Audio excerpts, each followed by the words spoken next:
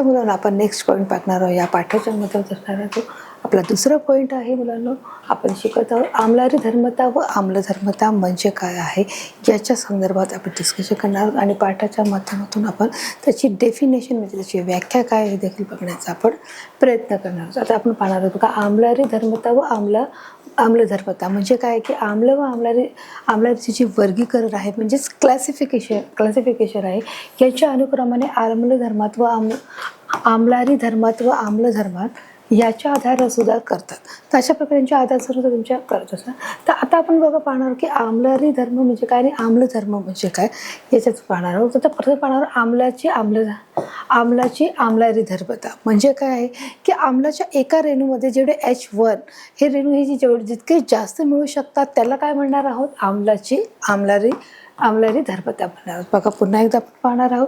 त्यांनी सांगितलं की आम्लाच्या एका रेणूपासून विचारणाने H+ जितके आयन मिळू शकतात ती संख्या म्हणजेच काय आहे, आम्लाची आम्लधर्मिता होय. अशा प्रकारे आपण बघा पाहिलं की आम्लाची आम्लधर्मिताची इथे तुम्हाला डेफिनेशन इथे क्लिअर केली की जेवढे H+ आहे जे एका रेणूपासून जे मिळणार जे H+ जे आयन आहे जेवढे मिळू शकतात ती संख्या म्हणजेच काय आहे, आम्लाची आम्लधर्मिता.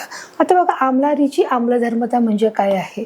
आता बघा आम्लाची पाहिलं, आता आम्लारीची धर्मता म्हणजे काय की आम्लारीच्या एका रेणूपासून जेवढे OH आम्लारीच्या एका रेणूपासून विचारणाने जितके OH- आयन मिळू शकतात ती संख्या म्हणजे काय आहे, इथे आम्लारीची आम्लधर्मता होय. बघा आपण पुन्हा इथे बघा पाहणार आहोत. आपण पाहिलं होतं की जेव्हा आम्लारीची आम्लधर्मता आपण म्हणत आहोत आपण पाहिलं की आम्लाच्या ज्या एका रेणूपासून जे विचाराने H+ आहे इथे काय दिलं आहे, H+ आहे. इथे नीट बघू शकता जो दिलेला आहे की आम्लाच्या एका रेणूपासून विचारणाने H+ जितके आयन हे मिळू शकतात ती संख्या म्हणजे काय आहे मुलांना, आम्लाची आम्लधर्मिता आहे. कळालं की आम्लाची आम्लधर्मिता. आता आम्लारीची आम्लधर्मिता म्हणजे काय की आम्लारीच्या एका रेणूपासून विचारणं जितके OH- आयन मिळू शकतात ती संख्या म्हणजेच काय आहे, आम्लारीची आम्लधर्मिता होय. ह्या दोन गोष्टीचा तुम्हाला इथे फरक जाणवला की आम्लाची आणि आम्लारीची की जी संख्या आहे ती किती, आम्लारीची आम्लधर्मिता किती आहे त्याची तुम्हाला डेफिनेशन इथे सांगितली आहे.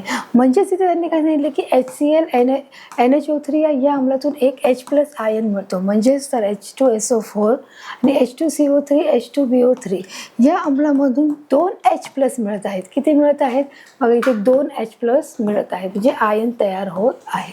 म्हणजे इथे काय H हे किती मिळत आहे, या अम्लामधून काय मिळत आहेत, 2 मिळत आहेत आणि म्हणून हे आयन तयार होतात. तसेच NOH KOH मधून एक OH किती मिळत आहे, एक बघू KOH मधून एक OH मायनस तर CaOH (2) BaOH2 आणि AlOH2 FeOH म्हणजे यामधून 2 किंवा 3 OH मायनस आयन हे तयार होत असतात. HCl म्हणजे काय, हायड्रोजन क्लोराईड आहे. तर अशा प्रकारे बघितलं पहिलं H2SO4 म्हणजे सल्फ्युरिक आम्ल आहे. तर अशा प्रकारे त्याच्या सूत्रामध्ये टाकून त्यांनी माहिती दिलेली आहे की HCl म्हणजे काय, H2SO4 म्हणजे काय हे देखील आपल्याला माहीत आहे. ते कशा प्रकारे 2 आयन तयार होत आहेत, कशा प्रकारे आम्लारी आणि आम्लाची जी गुणधर्मता आहे हे इथे त्यांनी स्पष्ट केलेलं आहे.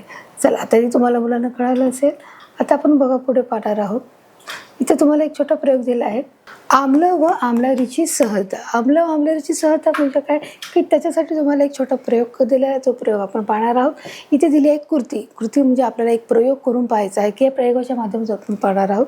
बघा, लिंबू रसाचे द्रावण बनवू. आपण काय बनवायचं आहे, लिंबू रसाचे द्रावण. आपण नेहमीच मुलांना लिंबू रसाचे द्रावण बनवत असतो की आपल्या बघा जेव्हा उन्हाळ्यामध्ये आपल्याला जेव्हा थंडगार पेय असं वाटतं त्यावेळेस आपण लिंबाचं सरबत तयार करतो. म्हणजे त्या द्रावणासाठी लागणारे आवश्यक साहित्य काय काय आहे, साहजिक सर्वात प्रथम पाणी आहे, जो महत्त्वाचा घटक आहे, लिंबू आहे, साखर आहे आणि किंचित थोडंसं मीठ आहे.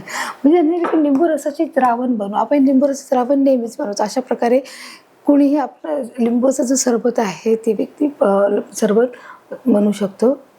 त्याने सांगितलं की एका लिंबाचे 2 समान भाग करा.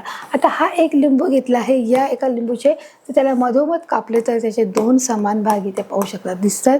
हे 2 समान भाग अशा प्रकारे इथे पाहू शकत आहेत. बघा त्यांनी पुढे काय सांगितलं की एकेका भागाचा रस 2 वेगवेगळ्या चंचू पात्रात घ्या. तर झालं की एकेका भागाचा जो रस आहे की एक भागाचा रस तो याच्यात टाकायचा आहे, जो दुसरा जो भाग उरला आहे त्याच्यामध्ये याच्यात टाकायचा आहे. म्हणजेच एकेका भागाचा जो रस आहे तो 2 वेगवेगळ्या चंचू पात्रामध्ये घ्या. मग हे काय आहे, चंचू पात्र आहे, भांडं नाही आहे, स्टीलचं भांडं नाही आहे, हे प्लास्टिक नाही, हे काय आहे, एक काचेचं पात्र असतं, त्याला काय म्हणत आहात, चंचू पात्र म्हणतात. प्रयोगशाळेमध्ये याचा प्रयोगासाठी वापर करण्यात येत असतो. तर अशा प्रकारे लिंबूचा रस घ्यायचा, लिंबू घ्यायचा आहे, तो हाफ कट करायचा आहे आणि याच्यामध्ये काय करायचं आहे, हाफवाला लिंबू याच्यात टाकायचं आणि हाफ वाल्याचं टाकायचं आहे. एक एक भागाचा रस 2-2 वेगळ्या चंचू पात्रात घ्यायचा आहे. बघा आता त्यांनी काय सांगितलंय की एका चंचू पात्रात म्हणजे अ वाला आणि ब वाला, अ मध्ये काय घेतलं की 10 मिली पाणी ओतायचं आहे. किती पाणी ओतलंय, 10 मिली, बरोबर. व दुसऱ्यामध्ये ब म्हणजे याच्यामध्ये 20 मिली पाणी ओतायचं आहे. म्हणजे एकामध्ये 10 मिलीमीटर आणि दुसऱ्यामध्ये 20 मिलीलीटर. म्हणजेच ह्या चंचूपत्रामध्ये वाल्या चंचूपत्रामध्ये कमी पाणी टाकायचं आहे, तर ब मध्ये आपल्याला जास्त पाणी टाकायचं आहे. बघा ते तुम्हाला चित्राच्या माध्यमातून दिसत आहे. तर अशा प्रकारे पाण्याचं द्रावण फुल झालेलं आहे, पाहू शकता. बघा पाण्याची बघा जी पातळी आहे, ही पातळी इथे पाहू शकता, ही पातळी इथपर्यंत आलेली आहे. हे किती आहे, 10 मिलीलीटर आहे आणि हे किती आहे, 20 मिलीलीटर आहे, बरोबर. तशा प्रकारे 10 आणि 20 मिली पाणी ओतलंच आहे. तशा प्रकारे त्याचं जे द्रावण आहे ते कुठपर्यंत आलं, 10 मिली म्हणजे साहजिकच कमी आणि 20 म्हणजे जास्त आहे. बघा हे किती आहे, 20. दोन्ही चंचू पात्रातील द्रावणाचे चवीत फरक लागतो. बघा आता त्यांनी आधी काय सांगितलेलं आहे की बघा की लिंबाचा रस जाणून बनायचा आहे, म्हणून एक लिंबाचा जो समान भाग करून घेतलेला आहे, एक एक भागाचा रस 2 वेगवेगळ्या चंचू पात्रात टाकायचा आहे. ऑलरेडी आपण काय टाकलेलं आहे, याच्यामध्ये रस टाकले आहे, बरोबर आहे. की जो अर्धा आहे तो फुल आपण जो लिंबाचा रस आहे तो पूर्ण याच्यात टाकला आहे आणि जो दुसरा उरला तो पूर्ण टाकला आहे. म्हणजे आपण आधी काय टाकलं आहे, इथे लिंबाचा रस टाकला आहे, दिसतंय. हे जे काय आहे, हा लिंबाचा रस आहे, ते पाणी नाही आहे. हे जे द्रावण तुम्हाला दिसत आहे चित्रामध्ये, हे काय आहे, लिंबाचा हा रस आहे आणि याच्यामध्ये देखील रस आहे. प्रमाण किती घेतले, सारखंच, हाफ जो एक लिंबू आहे त्याला हाफ कट करून तो इथे आपण अर्धा टाकलेला आहे. आता समजलं की आता प्रथम आपण काय घेतलं, आपण एक चंचूपात्र घेतलं, त्या चंचूपात्रामध्ये हाफ रस लिंबाचा रस याच्यात टाकला. परंतु आपण काय केलं आहे की 10 मिलीलीटर याच्यात टाकले अ मध्ये आणि 20 मिलीलीटर याच्यामध्ये आपण टाकलेले आहे. आणि आता आपण काय केलं आहे की ते चव करणार आहोत, आपण टेस्ट बघणार आहोत. दोन्ही चंचूपात्रातील द्रावणाच्या चवीत फरक बघायचा आहे. की साहजिकच आहे की जर आपण 10 मिलीलीटर पाणी टाकलं आहे आणि आपण अर्धाच लिंबू टाकलं आहे, याची टेस्ट केली आणि पुन्हा 20 लिटर पाणी टाकलं आहे, 20 मिली पाणी टाकलं आहे, तर मग याची चव किती असणार आहे. तर साहजिकच आहे हे जे पाणी टाकलं की हे जास्त आपल्याला काय वाटणार आहे मुलांनो, की जो लिंबू आहे तो आपल्याला याच्यामध्ये आंबट वाटणार आहे. परंतु याच्यामध्ये जर पाणीचं वाढ झालेली आहे, पाण्याच्या पातळीत त्याची वाढ झाली आहे, म्हणजेच याच्यामध्ये हे जे द्रावण आहे हे आपल्याला कमी आंबट लागणार आहे. म्हणून त्यांनी सांगितलं की दोन्ही चंचूपात्र द्रावणाचे चवीमध्ये साहजिकच फरक असणार आहे, कारण याच्यातलं जे पाणी आहे ते जास्त प्रमाणात आहे. या कृतीत लिंबू रस हा काय आहे, द्राव्य आहे, म्हणजे पाण्यामध्ये तो विरघळणारा पदार्थ आहे, म्हणजे तो काय आहे, द्राव्य. आपण शिकलो द्राव्य म्हणजे काय, द्रावक म्हणजे काय, आपण हे शिकलेलो आहोत. त्याच्याप्रकारे या कृतीत जो लिंबू रस आहे तो काय दर्शवत आहे, तो द्राव्य दर्शवत आहे. दोन्ही द्रावणामध्ये लिंबू रसाची राशी समान आहे. आता ह्या दोन्ही द्रावणामध्ये काय दाखवत आहे की जी लिंबू राशीची जी द्रावणामध्ये लिंबू रसाची जी राशी आहे ती कशी आहे, सारखी आहे, सिमिलर आहे. असं नाही केलं की याच्यामध्ये एक पूर्ण लिंबू टाकला आणि याच्यामध्ये अर्धा टाकला किंवा याच्यात अर्धा टाकला किंवा याच्यात एक टाकला आहे, तर नाही. याच्यामध्ये जी लिंबू रसाची जी राशी आहे म्हणजे जे प्रमाण आहे ते सारखंच टाकले, मात्र चवीमध्ये फरक आला आहे. त्यांनी दिले की तर चवीत फरक आहे. कशामुळे चवीत फरक आला आहे मुलांनो, कारण आपण पाणी जास्त घेतलेलं आहे. एका चंचूपात्रामध्ये कमी पाणी घेतले, दुसऱ्या चंचूपात्रामध्ये जास्त पाणी घेतले आहे. आता तुम्ही म्हणजे असा पण विचार करा की समजा आपण चहा बनवायला ठेवला, जर आपण 1 कप चहा बनवतोय तर साहजिकच आहे 1 कपाला लागणारी जी साखर आहे, ते पाणी आहे, जे दूध आहे, तर त्याची क्वांटिटी, आणि जर 10 कप चहा बनवतोय तर त्या चहाची क्वांटिटी, म्हणजे या दोन्ही चहामध्ये फरक असू शकतो. जो 1 कप चहा किंवा 2 कप चहा बनवतो तो कसा राहतो की आपण दुधाचं प्रमाण असतं ते जास्त टाकलं जातं. परंतु घरात खूप पाहुणे असतील तर आणि आपल्याला 10 ते 12 कप चहा बनवायचं असेल तर साहजिकच आहे थोडंसं आपण दुधाचं जे प्रमाण आहे ते कसं करतो आपण थोडंसं कमी टाकतो. म्हणजे चहाच्या मध्ये काय होतं आहे, 2 कपाचा बनवलेला चहा आणि जर 12 कपाचा बनवलेला चहा आहे त्याच्यामध्ये प्रमाण हे त्याचं प्रमाण हे 12 कपाचं प्रमाण हे जास्त आहे. त्याला साहजिकच साखर, चहा पावडर आणि दूध हे काय लागणार आहे, जास्त लागणार आहे. परंतु जे कमी प्रमाणाचं आहे त्याची जी टेस्ट आहे मात्र ती चांगली लागणार आहे. तसं याच्यामध्ये देखील चवीमध्ये काय आहे त्यांनी दिलेला फरक आहे. याच्यातली जी चव आहे ती जास्त आंबट लागणार आहे, पण याच्यातली चव आहे ती आपल्याला इतकी जास्त आंबट लागणार नाही आहे. त्या दोन्ही चवीचा आपण फरक इथे बघितला आहे. जर दोन्ही द्रावणामध्ये द्राव्य समान असेल तर द्रावकाची पाण्याची राशी कमी अधिक आहे. म्हणजेच काय, दोन्ही द्रावणामध्ये द्राव्य काय आहे, जर समान आहे, द्राव्य काय आहे, लिंबू आहे, मग तो समान असेल तर द्रावकाची म्हणजे राशी म्हणजे पाण्याची राशी, ही पाण्याची राशी काय आहे, पण पाण्याची राशी ही कमी अधिक आहे ना. पाण्याचं जे प्रमाण आहे ते कसं आहे, कमी अधिक प्रमाणामध्ये, त्याची जी राशी आहे ती कमी अधिक प्रमाणामध्ये आहे आणि म्हणून त्याच्या चवीमध्ये आपल्याला काय वाटत आहे, फरक दिसत आहे. हे आपल्याला समजून आले, आपण या प्रयोगाच्या माध्यमातून आपण समजलो आहे.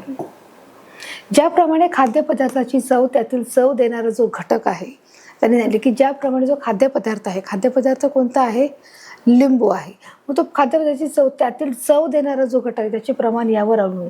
म्हणजे त्याचा अर्थ की तुम्ही किती पाणी टाकलंय किंवा त्याचा जो खाद्यपदार्थ आहे की त्याचं प्रमाण किती आहे त्याच्यावर त्याची काय आहे, ही चव अवलंबून आहे. अशाप्रमाणे आपल्याला बघा हा जो प्रयोग आहे तो आपण इथे करून पाहिलेला आहे आणि त्याच्यामुळे आपल्याला समजलं आहे की जे खाद्यपदार्थ आहे त्याच्यावर त्याची चव ही अवलंबून आहे.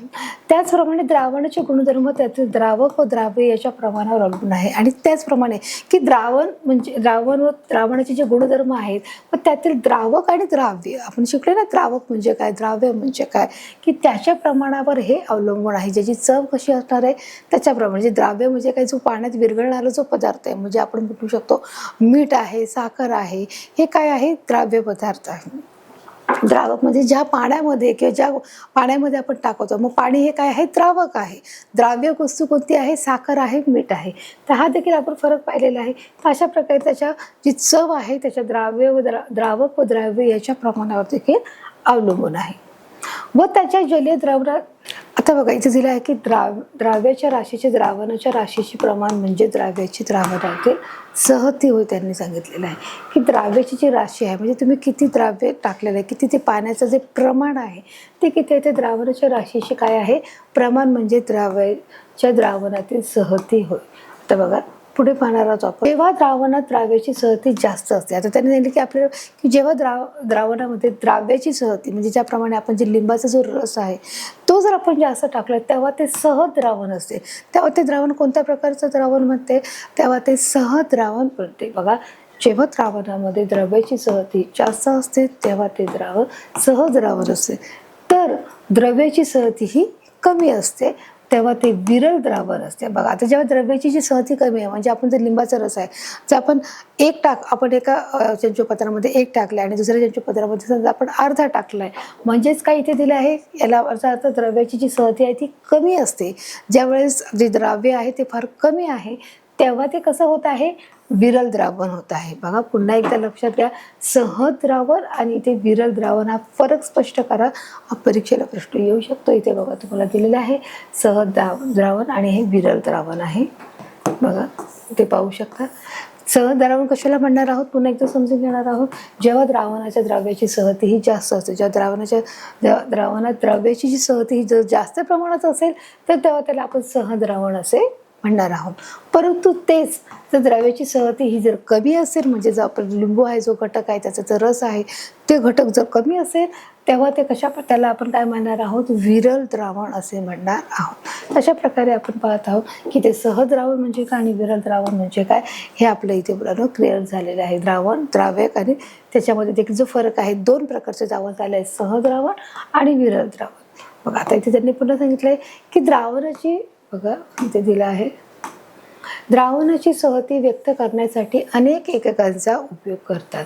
की द्रावणाची जी सहती आहे ती व्यक्त करण्यासाठी म्हणजे ती दाखवण्यासाठी, ती निदर्शनात आणण्यासाठी किंवा ती व्यक्त करण्यासाठी अनेक त्याचा एककाचा तिथे वापर केला जातो. यापैकी 2 एककाचा उपयोग हा जास्त वेळा करता येतो.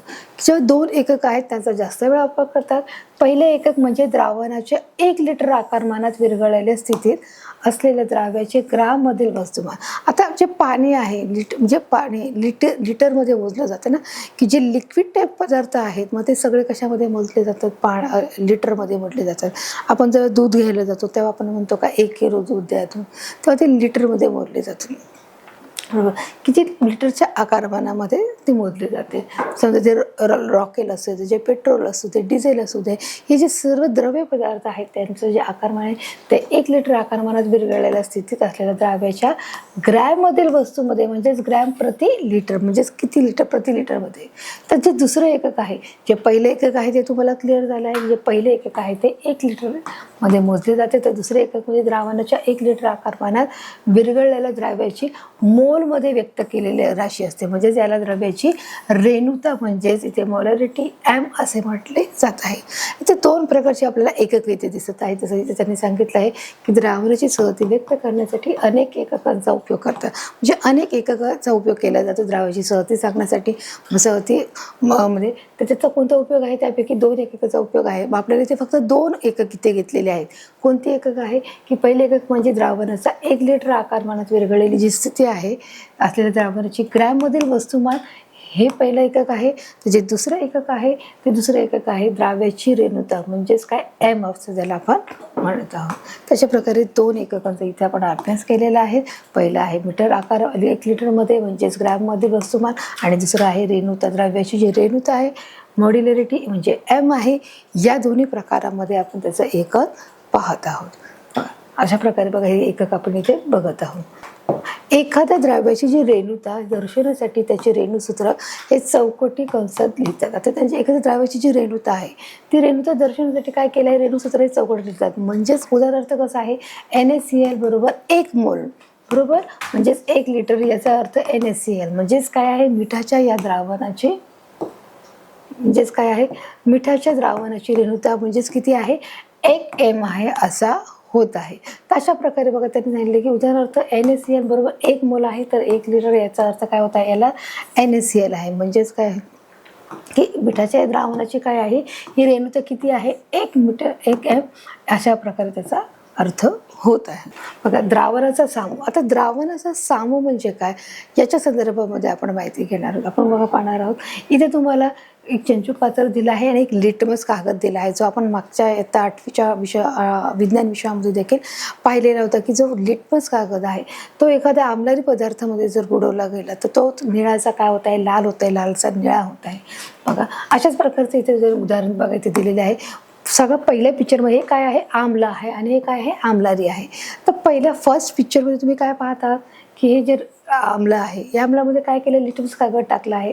जो निळा लिटमस कागद होता तो पूर्णपणे, जो निळा होता तो काय झालेला आहे बघा इथे, तर बघा इथे जो लाल होता तो काय झालेला आहे, तो अशा प्रकारे इथे निळा बघा लाल झालेला आहे बरोबर. म्हणजे त्याचा काय परिणाम झालेला आहे. आणि हा जो लाल आहे तो काय झाला आहे मुलांना, इथे निळा झालेला आहे. आता आपण पाहिले की पाण्यात विरघळल्यावर आम्ल व आम्लारीचे प्रमाण, की आता आपण पाहिलं का, आता आपण तुम्हाला सगळं दाखवलं की कशा प्रकारे तो पाण्यात विरघळल्यानंतर आम्ल व आम्लारीची जी कमतरता आहे ती कशा प्रकारे इथे दिसत आहे. बघा आम्ल आणि आम्लारी म्हणजे त्याला काय म्हणत आहोत, विचरण. म्हणजेच मायनस अधिक प्रमाणात विचरण होते व अनुक्रमे H+ व OH- हे आयन तयार होतच असतात. बघा अशा प्रकारे H+ आणि व OH- जसं आपण पाहिलं ना की विरल आम्ल म्हणजे काय की त्याच्या प्रमाणामध्ये, अशा प्रकारे बघा हे आम्ल तयार होण्याची जी प्रक्रिया आहे ती कशा प्रकारे होत आहे. बघा आता इथे बघा पुन्हा देत आहे, H+ व OH- आयनाच्या प्रमाणानुसार मृदेचे आम्लधर्मी, उदासीन व आम्लारी धर्मी असे प्रकार पडतात. आता त्यांनी इथे बघा काय सांगितलेलं आहे, H+ म्हणजे काय आहे, आयन आहे आणि OH- म्हणजे देखील आयन आहे. म्हणजे H+ व OH आयन म्हणजे काय, आयनाच्या प्रमाणानुसार हे जे आयन आहेत या आयनाच्या प्रमाणानुसार मृदेचे आम्लधर्मी, उदासीन व आम्लारी धर्मी किती प्रकार झाले, 3 प्रकार याच्यामध्ये झालेले आहेत. बघा पाहू शकतात, आम्लधर्मी, उदासीन व आम्लारी धर्मी असे प्रकार इथे पडतात. तशा प्रकारे H+ आयन, OH+ आयन इथे पण दिलेले आहे बघा. तर बघा सामू मापन श्रेणी आहे. बघा कशा प्रकारे इथे सामू मापन श्रेणी आहे की 3 प्रकार पडले. परत त्यांनी दिले आहे आम्लधर्मी, उदासीन आणि आम्लारी धर्मी. म्हणजेच इथे 0 मध्ये का जो 7 आहे आणि ते शेवट 14 आहे. तशा प्रकारे बघा जो सामूचं जे मापन आहे ते कशा प्रकारे दाखवत आहे. रक्त पेशीद्रव्य यांचे कार्य योग्य रीतीने होण्यासाठी त्यांच्यातील H+ व OH- आयनाचे प्रमाण विशिष्ट मर्यादेत असणे हे आवश्यक आहे. आता त्यांनी सांगितलं की रक्ताचे जे अभिसरण आहे, जी अभिसरण प्रक्रिया आहे ती व्यवस्थित होण्यासाठी काय होत आहे की रक्त असो किंवा पेशीद्रव्य असो, त्यांचे जे कार्य आहे ते योग्य रीतीने होण्यासाठी त्यांच्यात H+ व OH- या आयनाचे जे प्रमाण आहे ते विशिष्ट मर्यादेत असणे गरजेचे. विशिष्ट म्हणजे एक सर्टन त्याच्यामध्ये लिमिटेडमध्ये काय होणं गरजेचं आहे, मर्यादेमध्ये असणे गरजेचं, म्हणजे त्याच्यात कमी जास्त पाणं नाही आहे, म्हणजे ते कशा प्रकारे की ते मेंटेन असणं गरजेचं आहे. आणि म्हणून जे OH- आहे किंवा H+ आहे किंवा OH- आहे यांचे जे प्रमाण आहे ते कसे आहे, विशिष्ट मर्यादेत असणे हे फार आवश्यक आहे. कशासाठी, रक्त आणि पेशीद्रव्य यांचे जे कार्य आहे ते व्यवस्थितरित्या चालू होण्यासाठी, व्यवस्थितरित्याने होण्यासाठी त्याची गरज आहे. बघा आता इथे तुम्हाला हे जे छोटे छोटे काय दिसत आहेत, जे सूक्ष्मजीव दिसत आहेत, हे सूक्ष्मजीव काय आहेत ते आपण पाहू शकतो. सूक्ष्मजीव म्हणजे काय की जे आपल्या उघड्या डोळ्याने आपण त्यांना सहज पाहू शकत नाही, ते पाहण्यासाठी आपल्याला सूक्ष्मदर्शकाची गरज लागते. आता बघायला सूक्ष्मजीवांच्या उपयोगाने केल्या जाणाऱ्या किण्वने किंवा इतर जैविक रासायनिक प्रक्रियेमध्ये H+ व OH- असते. बघा अशा प्रकारे जे छोटे छोटे मायक्रोवेव्ह पासून आपण पाहू शकतो, जे दुर्बिणीतून पाहू शकतो, की विशिष्ट जे खास दुर्बीण आहे, सूक्ष्मदर्शक आहे, त्याच्यातून आपल्याला हे सर्व सूक्ष्मजीव दिसतात. आणि याच्या उपयोगाने म्हणजे सूक्ष्मजीवाच्या उपयोगाने काय केलं जात आहे, किण्व जी प्रक्रिया आहे, म्हणजे पीठ आंबवणं आहे किंवा जे आपण बॅटर जे तयार करतो त्या बॅटरला आंबूट करण्यासाठी किंवा जे ते किण्व प्रक्रिया तयार करण्यासाठी, त्याला आम्ल करण्यासाठी देखील या सूक्ष्मजीवाचा वापर केला जात आहे. इतर जैविक रासायनिक प्रक्रियेमध्ये देखील त्याचा वापर होत आहे, म्हणजे कोणत्या H+ व OH देखील इतर जैविक प्रक्रियेमध्ये त्याचा वापर होत आहे. आयनाचे प्रमाण विशिष्ट राखावे लागते आणि याचे जे प्रमाण आहे हे देखील लिमिटेड राखावे लागते. विशिष्ट प्रमाणात ना ते जास्त होणं गरजेचं आहे ना ते कमी होऊन देणं गरजेचं आहे. म्हणजे याचे जे प्रमाण आहे ते देखील काय आहे, विशिष्ट प्रमाणामध्ये आपल्याला ठेवावे लागत आहे. शुद्ध पाण्याचे सुद्धा अतिशय थोड्या प्रमाणात विचरण होऊन H+ व OH- हे आयन सम प्रमाणात तयार होतात. आता त्यांनी बघा इथे काय सांगितलेलं आहे, म्हणजे शुद्ध पाण्याचे सुद्धा काय आहे, अतिशय थोड्या प्रमाणात विचरण होतं. जे शुद्ध पाणी आहे की त्याच्यामध्ये कोणत्याही प्रकारचं म्हणजे त्याच्यामध्ये केमिकल मिक्स नाही, म्हणजे ते कसं पाणी एकदम शुद्ध पाणी आहे, म्हणजे pH आपण होतं ना, शुद्ध पाणी म्हणजे आहे की जे ॲक्वागार्डचं आहे ते पाणी कसं आहे, शुद्ध आहे, म्हणजे त्याच्यामध्ये कोणत्याही प्रकारचे जे सूक्ष्मजीव नाही आणि कोणत्याही प्रकारचे बॅक्टेरिया नाहीत, म्हणजे ते पाणी कसं आहे, शुद्ध आहे. त्यांनी सांगितलं की शुद्ध पाण्याचे देखील सुद्धा अतिशय थोड्या प्रमाणात विचरण होऊन काय होत आहे, H+ व OH- हे आयन सम प्रमाणामध्ये तयार होत आहेत. कोणत्या प्रमाणात होत आहे, सम प्रमाणामध्ये तयार होण्याची जी प्रक्रिया होत आहे. म्हणजेच बघा आता त्यांनी काय सांगितलेलं आहे, तर H2O म्हणजे काय आहे, पाणी हे विचरण H+2O आणि OH आहे. बघा इथे तुम्ही पाहू शकता. बघा H2O म्हणजे काय आहे, पाणी हे आपल्याला माहिती आहे. पाण्याचा हा विचरण पावसाचा गुणधर्म पाण्याचा हा विचरण पावण्याचा गुणधर्म जलीय द्रावणाची सहतीस कारणीभूत आहे. आणि जे जलीय द्रावण आहे त्याच्या सहतीस काय आहे, कारण आहे. कोणता आहे, पाण्याचा जो विचरण पावण्याचा जो आहे, बघा इथे दिला आहे, पाण्याचा हा विचरण पावण्याचा जो गुणधर्म आहे तो जलीय द्रावणाच्या सहतीस काय आहे, तो कारणीभूत आहे. अशा प्रकारे जो पाण्याचं विचरण आहे तो काय आहे, गुणधर्म आहे आणि तो जलीय कारणांमध्ये सहभागी आहे. पाण्याच्या विचरणाने तयार होणाऱ्या H+ आयनाची सहती किती आहे, 1 × 10⁻⁷ मोल लिटर असते. तर पाण्याच्या विचरणाने तयार होणारी जी H+ आयनाची जी सहती आहे, जे पाण्याच्या आयनाची जी सहती किती आहे, 1 × 10⁻⁷ मोल लिटर असते. अशा प्रकारे H+ आयनाची सहती किती आहे, 1 × 10⁻², तेच इथे दिलेले आहे वरच्या प्रमाणे. त्याच्यामध्ये बघा काय आहे, प्रोटीन आहे, जे इलेक्ट्रॉन जे आयन आहेत त्या आयनाची त्यांनी इथे तुम्हाला बघा काय दिलेली आहे, आयनाची सहती दिलेली आहे की 1 × 10⁻⁷ मोल लिटर. अशा प्रकारे इथे बघा पाहू शकता. आता त्यांनी बघायचं गेलं की H+ आयनाची सहती 1 × 10⁻⁷ मोल लिटर. तर HCl म्हणजे काय, आयनाची सहती म्हणजेच काय, बघा HCl म्हणजेच काय आहे, हायड्रोक्लोरिन म्हणजे आहे 1 × 10⁻⁴ मोल लिटर. आणि NaOH आयनाची सहती आहे म्हणजेच 1 × 10⁻14 मोल लिटर आहे.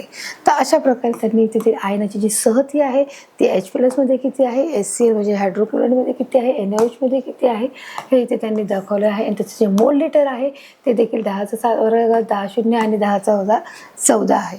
तर अशा प्रकारे त्याच्यामध्ये ते दिलेलं आहे. बघा आता त्यांनी दिलं की रासायनिक व जैव रासायनिक प्रक्रियेमध्ये अतिशय उपयोगी असे H+ आयनाच्या सहतीचे एक सोयीस्कर असे नवे असते. बघा आता रासायनिक आणि जैव रासायनिक त्यांनी सांगितले की रासायनिक आणि जैव रासायनिक काय प्रक्रियेमध्ये काय होतं, अतिशय उपयोगी असे H+ आयनाची सहतीचे हे एक काय आहे, एक सोयीस्कर असे एक नवे माप डॅनिश वैज्ञानिक सरोनस यांनी सुरू केले आहे.